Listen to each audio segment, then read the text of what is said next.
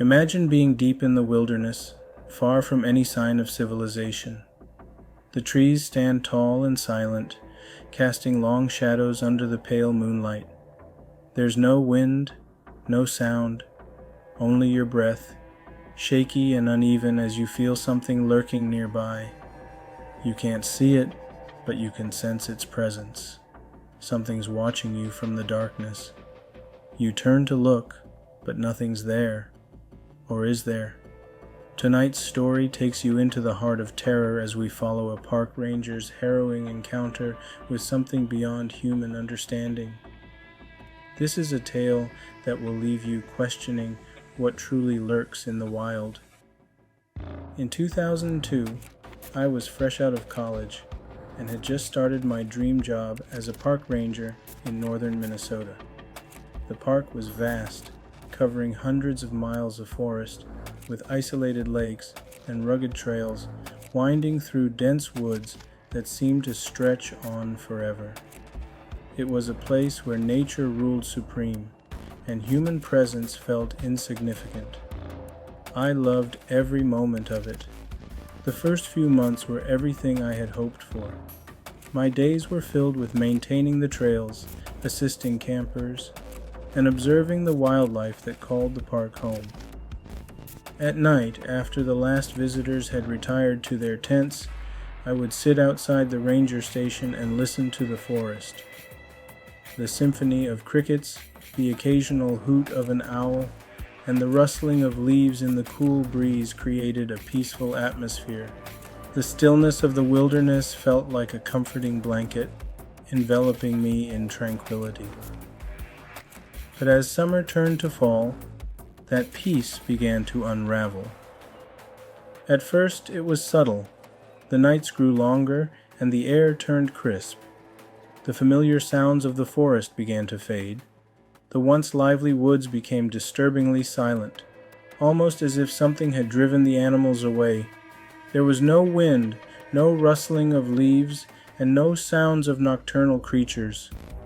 Just a deep, oppressive silence that seemed to hang in the air like a heavy fog. I tried to convince myself that it was just the changing season. After all, animals tend to quiet down as winter approaches. But there was something about this silence that felt wrong. It wasn't just the absence of sound, it was the presence of something else, something unseen, but undeniably there. The air felt thick, as if the forest was holding its breath, waiting for something to happen. Then the reports from the campers started coming in. At first the reports were easy to dismiss. People would mention hearing strange noises at night, footsteps outside their tents, or the faint rustling of leaves when there was no wind. "It's just the woods," I'd tell them. "It can play tricks on you in the dark." But as the weeks passed, the complaints became more frequent, and the details more unsettling. One evening, a family arrived at the ranger station, visibly shaken. The father, a burly man who seemed like the type not easily frightened, was pale and nervous. His wife clutched their young son, her eyes wide with fear as they recounted what had happened. They had been camping in one of the more remote areas of the park, far from the nearest trail. In the dead of night, they had been awakened by the sound of heavy footsteps pacing around their tent. At first, the father had thought it might be an animal, maybe a bear, but as the footsteps continued, he realized they were too deliberate, too human-like. The steps circled the tent slowly, methodically, as if someone, or something, was carefully inspecting them. Gathering his courage, the father had unzipped the tent and shone his flashlight into the trees. What he saw froze him in place. Standing just beyond the light of their dying campfire was a figure. It was tall, far too tall to be a person, and unnaturally thin. Its limbs were long and crooked, as though they had been stretched far beyond their natural limits. Its head hung low, almost as if it was too heavy for its spindly neck to support. But it was its eyes that haunted him the most, black, hollow pits that seemed to glow faintly in the firelight, reflecting the light in an eerie, ghostly manner. The man had called out to it, but the figure didn't respond. It simply stood there, swaying slightly, as if moved by an invisible breeze. The father described how he couldn't move or speak, as though the figure's gaze had paralyzed him. It felt like hours passed, but eventually the figure turned and disappeared into the trees, moving with a jerky, unnatural grace that sent a wave of terror through him. At first light, the family had packed up their camp and come straight to the ranger station. The father's hands were trembling as he finished telling the story. "It wasn't human," he kept saying over and over. "There's no way that was a person." I didn't know what to tell him. How could I explain something like that? I tried to reassure the family as best I could, telling them that it was probably just a trick of the light, or maybe their imaginations playing tricks on them in the dark. But deep down, I knew better. The fear in the man's eyes was real, and it unnerved me in a way I couldn't shake. As the weeks went by, more campers came forward with similar stories. Some described hearing whispers carried on the wind, voices they couldn't understand. Others claimed they had seen figures standing at the edge of their campsites, watching from the shadows. The descriptions were always the same: tall, impossibly thin figures with long, crooked limbs and hollow, glowing eyes. And then there was the silence, the suffocating, all-encompassing silence that descended over the park whenever the figure appeared. It was as if the forest itself had gone dead, holding its breath in anticipation of something terrible. If this story is giving you goosebumps, be sure to like the video and share it with others who love a good scare. The tension in the park grew thicker with each passing day. The other rangers felt it too, though none of us spoke openly about it. There was a shared understanding between us, a silent agreement that something was wrong, though none of us wanted to admit it.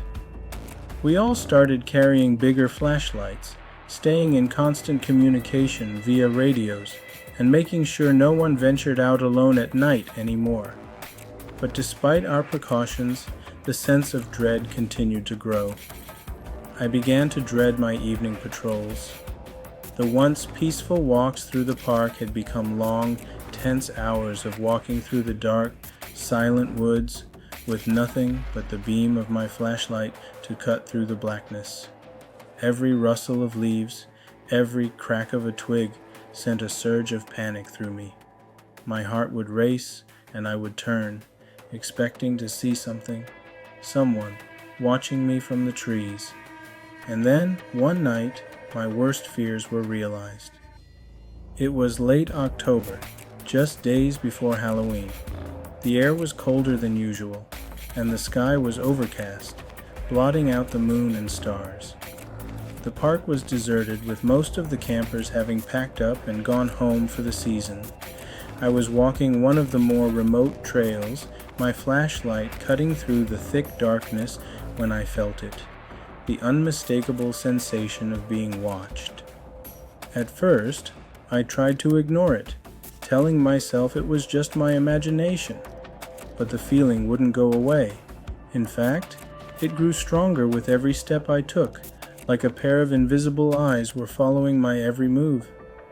My breath quickened, and my hands tightened around the flashlight as I swept the beam across the trees. That's when I saw it. Standing at the edge of the trail, half hidden by the trees, was a figure. It was taller than I had expected, even taller than the campers had described, easily over 7 feet.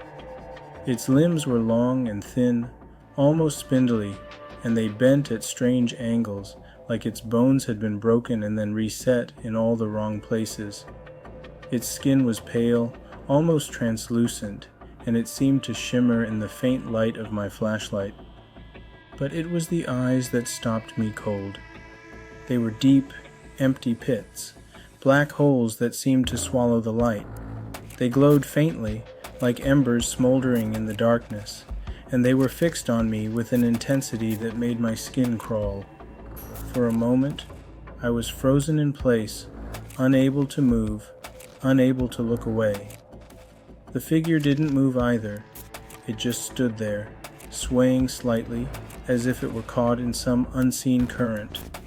I felt my chest tighten, my breath coming in shallow, panicked gasps. The longer I stared, the more I felt like I was being drawn toward it, like its eyes were pulling me in, dragging me into the darkness. Then, without warning, the figure began to move. But it didn't walk. It glided, its long twisted limbs jerking and twitching as it floated toward me. The movement was unnatural, wrong, like something out of a nightmare. My brain screamed at me to run, but my legs refused to cooperate. I was rooted to the spot, paralyzed by fear. The figure was getting closer now, its hollow eyes locked on mine, its mouth open in a silent scream. I could feel my heart pounding in my ears, my pulse racing as the figure closed the distance between us. I knew I had to move, to get away, but I couldn't. I was trapped, helpless. At the last possible moment, something in me snapped. I turned and ran, my feet slipping on the frost-covered ground as I sprinted down the trail. I could hear it behind me, the rustling of leaves, the snapping of branches as it pursued me. The sound was unlike anything I had ever heard, a horrible mix of scraping and wheezing that sent a fresh wave of terror through me. I reached the ranger station, throwing open the door and slamming it shut behind me. My hands were shaking so badly I could barely turn the lock. I backed away from the door, my eyes fixed on the window, half expecting to see the figure standing there, watching me. But the clearing outside was empty. The rest of the night was a blur. I sat in the corner of the station, my back pressed against the wall, clutching my flashlight as if it could somehow protect me. Every creak of the building, every gust of wind made my heart leap into my throat. I didn't sleep. I couldn't. The next morning, I told my supervisor what had happened. He listened quietly, nodding, but I could tell he didn't believe me. Probably just a shadow, he said. Maybe a trick of the light. But I knew what I had seen, and I knew it wasn't a shadow. What do you think this creature could be? A Wendigo? Something even darker? Let me know your thoughts in the comments below. The days that followed were some of the longest of my life. I could feel it. The presence, always there, always watching. Every time I stepped outside, the sensation would return, stronger than before. The forest, once a place of peace and beauty, had become something far darker. The silence that hung over the park felt oppressive, almost as if the trees themselves were conspiring against me, whispering secrets just beyond the edge of my hearing. The other rangers felt it too. Though none of us spoke about it openly, we all knew. The fear was clear in their eyes. No one stayed out after dark anymore, and even during the day the park felt different. Darker, quieter, as though the shadows were deeper, the light struggling to break through the thick canopy of trees. Then came Halloween night. I was working the late shift again, making one final patrol before heading back to the station. The sky was a dark, brooding gray, the clouds thick and heavy, obscuring the moon and stars. The wind howled through the trees, their branches creaking and groaning like the bones of some ancient, forgotten creature. The air was bitterly cold, and every breath I took sent a thin plume of mist into the air. I had just started down one of the more remote trails when I felt it again, that oppressive, soul-crushing sensation of being watched. My heart began to race as I scanned the darkness, my flashlight trembling in my hand. And then, there it was. The figure stood in the middle of the trail, its limbs twisted and bent at impossible angles, its hollow eyes glowing faintly in the darkness. It didn't move, didn't speak. It just stood there, watching, waiting. For a moment I was paralyzed, my feet rooted to the ground as if they had been glued in place. The figure's presence was overwhelming, suffocating, like a weight pressing down on my chest. My breath came in short, panicked gasps, and my mind screamed at me to run. But before I could even take a step, the figure began to move. It glided toward me, its limbs jerking and twitching in that same unnatural way. The sound of its movements, like bones scraping against each other, sent a chill down my spine. I turned and ran, my boots slipping on the frozen ground as I sprinted down the trail. Behind me, I could hear it following, the horrible scraping, the wheezing breath, getting closer with every step. I reached the truck, throwing open the door and slamming it shut, just as the figure reached the edge of the clearing. It pressed its face against the window, its hollow eyes staring into mine. Its skin was stretched tight over its bones, its mouth twisted into a grotesque grin that sent waves of nausea through me. For a moment, I thought it was over. I thought it had me. But then, just as suddenly as it had appeared, the figure vanished. One moment it was there, and the next it was gone, leaving behind nothing but the cold, empty night. I don't remember driving back to the ranger station. I don't remember much of anything after that. The terror had gripped me so tightly that it seemed to block out everything else. The next morning, I handed in my resignation. I couldn't stay there anymore. Not after what I had seen. I never went back to that park. But sometimes, late at night, when the wind howls through the trees and the shadows stretch long, I can still feel it. The eyes, always watching, always waiting. And I know, deep down, that it's still out there, waiting for the next unlucky soul to wander into its territory.